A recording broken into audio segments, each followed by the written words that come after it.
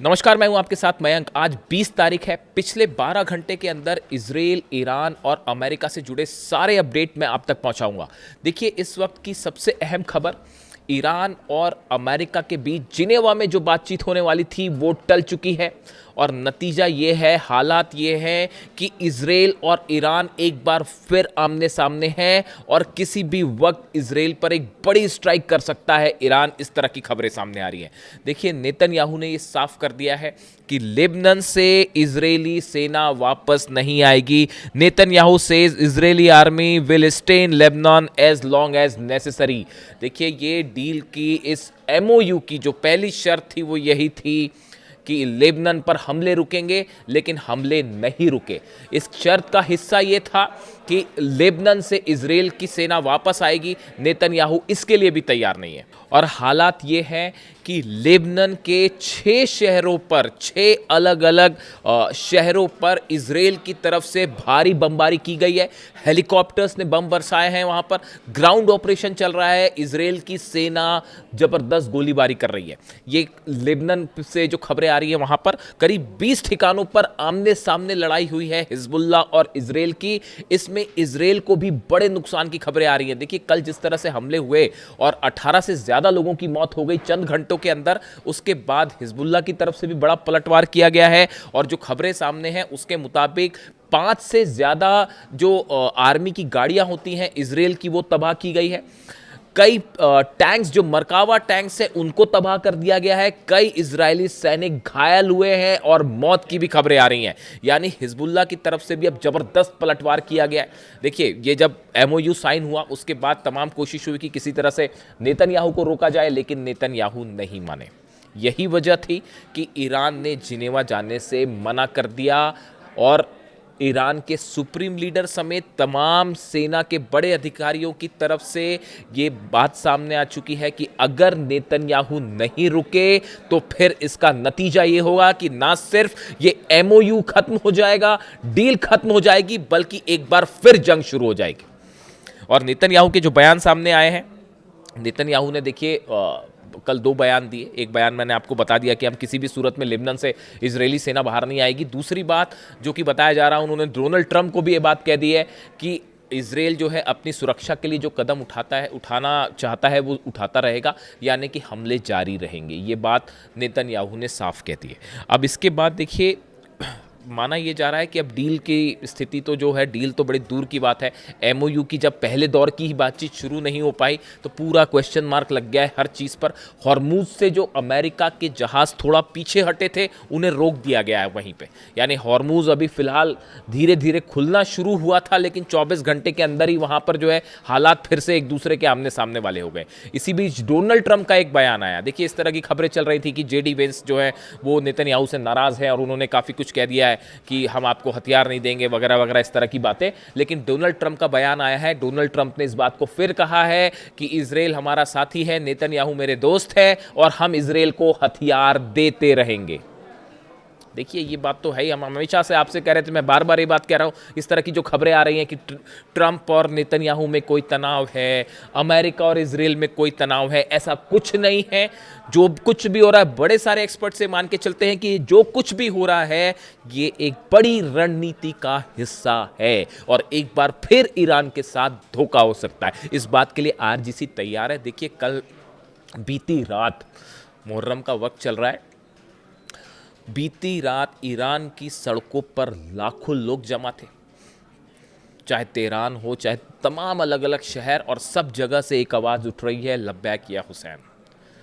और पूरा ईरान एकजुट है और किसी तरह की, देखिए, एमओयू के पक्ष में तो वहाँ की जनता बाय एंड लार्ज थी ही नहीं। ये एक ऐसा फैसला था जो ये सोच के लिया गया कि दुनिया में एक शांति स्थापित हो, एक बार फिर कोशिश की जाए, ईरान के लोगों को रोज़गार मिले, हालात बेहतर हों, शांति के लिए कदम ईरान ने अपनी तरफ से उठाया था। लेकिन एक बार फिर धोखा मिला, जिसको लेकर जो है बार बार यही बात कही जा रही थी। अब इन हालात में ना सिर्फ ईरान की आवाम बल्कि वहाँ की लीडरशिप एक बार फिर बेहद गुस्से में है और बताया जा रहा है कि मुस्तफा खामेनी एक बार फिर कोई बड़ा फैसला कर सकते हैं इस एमओयू को लेकर। और इस बार अगर एमओयू टूटता है या डील के मामले में मामला आगे नहीं बढ़ता है तो ये फिर से जंग की तरफ ले जाएगा।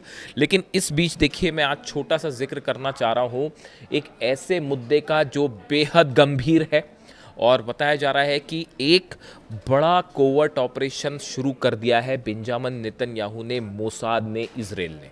ऐसा ऐसा कई एक्सपर्ट्स बता रहे हैं। ऑपरेशन ऑक्टोपस नाम दिया गया है इसको। देखिए, ये दूसरे दिन 2 दिन पहले एक खबर आई, एक हमला होता है ईरान में। देखिए, ईरान के एक top nuclear scientist doctor Mehrdad की गोलियों से हत्या कर दी गई, उन्हें गोलियां मार दी गई और उनकी मौत हो जाती है। ये ठीक 2 दिन पहले की घटना है। मैं इस पे नज़र बनाए रखा था कि इससे क्या जुड़े अपडेट आते हैं और अब ये बताया जा रहा है कि ये मोसाद से जुड़ा ऑपरेशन हो सकता है। देखिए, ये माना जा रहा है कि ये एमओयू साइन होने के बाद एक बड़ा प्लान तैयार किया गया है जिसमें ईरान के कई टॉप लीडर्स को, कई टॉप साइंटिस्ट को और इसके साथ ही आईआरजीसी के बड़े अधिकारी, वो सब के सब मोसाद के निशाने पे हैं और किसी पर कभी भी हमला हो सकता है ताकि ये डील, ये एमओयू मामला आगे ना बढ़ पाए।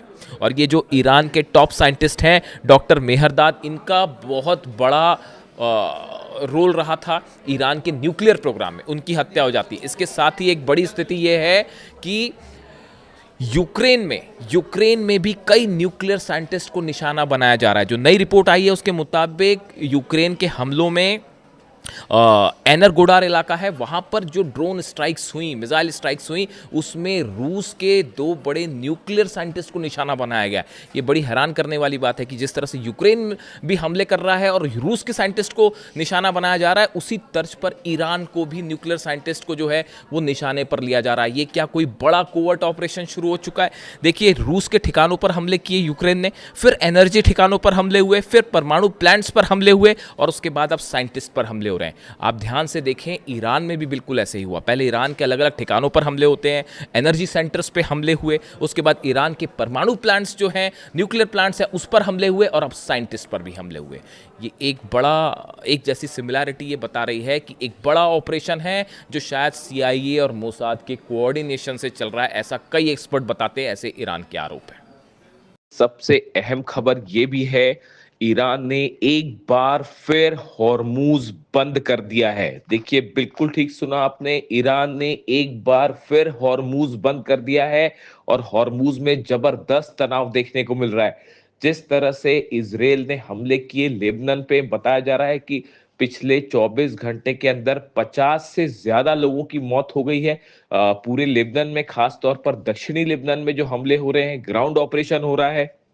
इस बात से नाराज ईरान ने पहले तो जिनीवा में बातचीत के लिए जाने से मना कर दिया, लेकिन उसके बाद एक ऐसा कदम उठाया ईरान ने जिससे डोनाल्ड ट्रंप और अमेरिका भी हैरान है।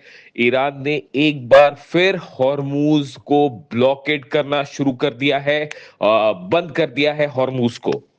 देखिए, हॉर्मूज से कल ही अमेरिका के जो जहाज थे वो पीछे हटने शुरू हुए थे और बताया जा रहा है कि ईरान के कई ऑयल टैंकर्स कल हॉर्मूज को पार करके अपनी मंजिल की तरफ आगे पहुंचे। लेकिन जिस तरह से लेबनान पर हमले हुए, उस बात को लेकर ईरान खासा नाराज है, ईरान के जनरल नाराज हैं और उन्होंने हॉर्मूज में एक बार फिर अपनी ब्लॉकेट कर दिया, उसे बंद कर दिया और वहां पर जो है अपनी छोटी बोट्स जो हैं उसकी तैनाती बढ़ा दी है, अपने जंगी जहाजों की तैनाती बढ़ा दी है। यानी हॉर्मूज अभी खुले चंद घंटे ही बीते थे कि एक बार फिर हॉर्मूज बंद हो गया है और आमने सामने स्थिति देखी जा रही है अमेरिका और ईरान की हॉर्मूज में। डोनाल्ड ट्रंप की तरफ से कहा गया है कि नेतन्याहू को लेबनान पर हमले रोकने चाहिए, लेकिन ईरान का कहना है कि सिर्फ ऐसे बयानों से काम नहीं चलेगा और पूरी तरह से लेबनान में युद्ध रोकना अमेरिका की जिम्मेदारी है, हमले रोकना अमेरिका की जिम्मेदारी है। अगर अमेरिका ने हमले नहीं रुकवाए लेबनान पे तो बातचीत आगे नहीं चलेगी और ना ही हॉर्मूज खुलेगा।